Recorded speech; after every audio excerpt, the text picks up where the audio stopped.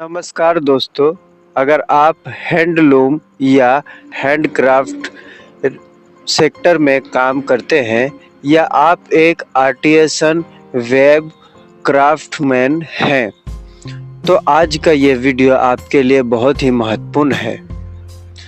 आज हम बात करेंगे क्लस्टर डेवलपमेंट स्कीम के बारे में।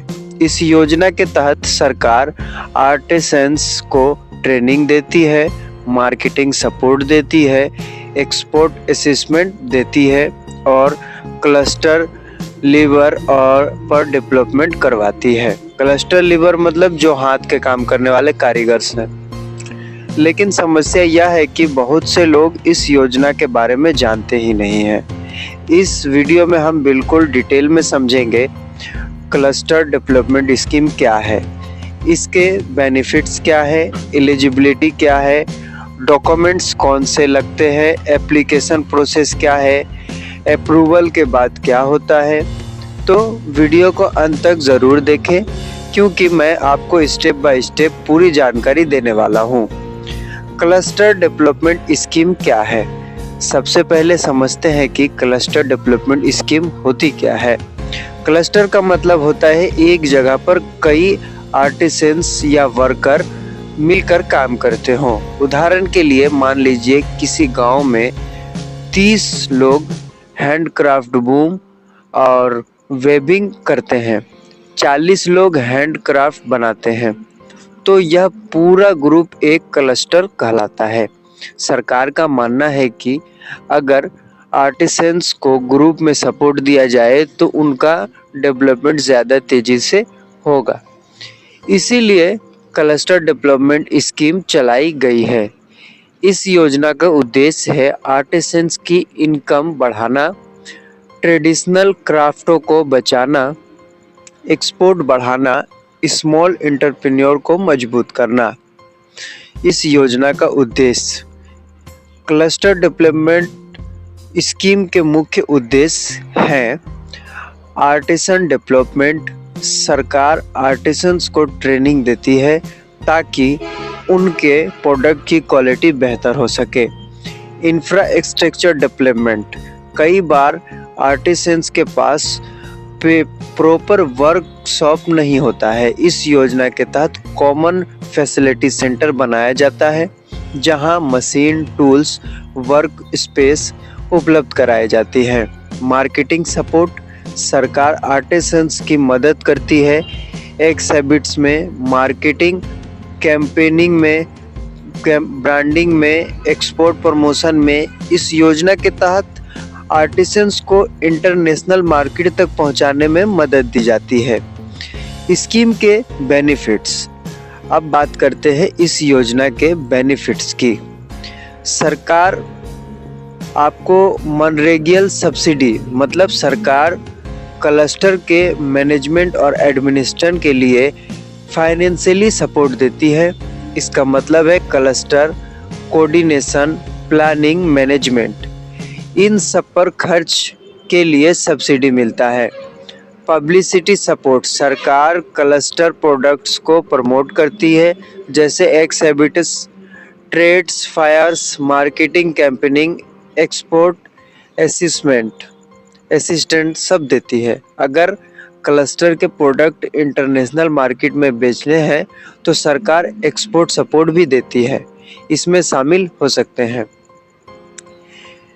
Export training, international trade show, global market access, इन सब चीज़ इसमें शामिल है। अब मार्केटिंग फैसिलिटीज़, क्लस्टर प्रोडक्ट को बेचने के लिए डोमेस्टिक मार्केटिंग और इंटरनेशनल मार्केटिंग दोनों की सपोर्ट दी जाती है। एलिजिबिलिटी क्राइटेरिया क्या है? तो सबसे पहले महत्वपूर्ण बात, कौन लोग इस योजना के लिए एलिजिबल है।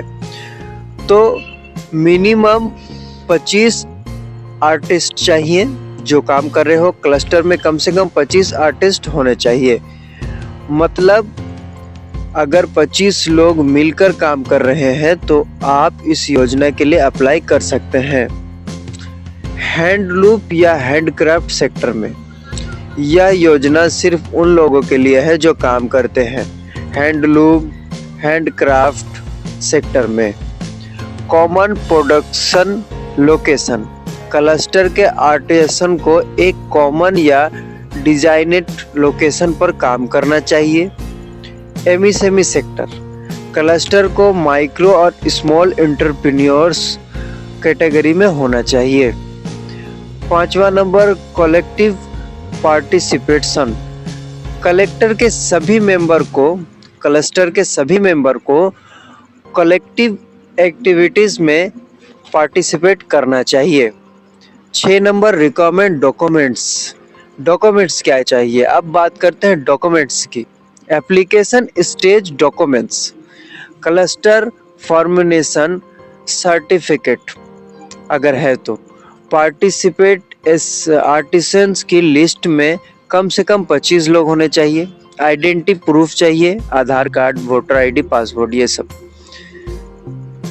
Address proof, business registration certificate अगर है तो, बैंक अकाउंट डिटेल जैसे पासबुक कॉपी, कैंसल चेक, ठीक है। प्रोजेक्ट प्रपोजल, अगर आप स्पेसिफिक असिस्टेंट चाहते हैं तो आपको तो प्रोजेक्ट आपको प्रपोजल देना है अगर आपको असिस्टेंट चाहिए तो। उसके बाद बात करते हैं MSME registration certificate. Verification stage documents, verification के समय आपको देने होंगे प्रोडक्ट सैंपल, प्रोडक्ट फोटोग्राफ्स, उसके बाद वर्कशॉप डिटेल, स्किल सर्टिफिकेट अगर उपलब्ध है तो, नहीं तो कोई बात नहीं है, ठीक है। एप्लीकेशन प्रोसेस, अब बात करते हैं एप्लीकेशन प्रोसेस की।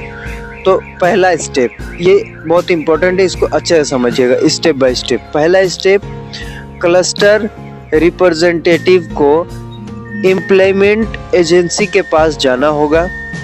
इम्प्लीमेंटिंग एजेंसी हो सकती है क्या, कहाँ हो सकते हैं, तो ये हो सकता है आपका बोर्ड और कॉरपोरेशन के under, cottage commissioner design institute में या तो फैशन इंस्टीट्यूट में, ये हो सकता है। अब स्टेप 2, एप्लीकेशन, वहाँ जाके एप्लीकेशन फॉर्म भरना होगा और सभी डॉक्यूमेंट्स अटैच कर देने होंगे।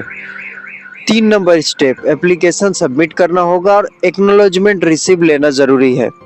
इन रिसीव में होना चाहिए date for submit, time, unique identify number, ये सब चीज़ इन एक्नॉलेजमेंट रिसीव में हो रहेगा। अब स्टेप 4, एजेंसी क्लस्टर का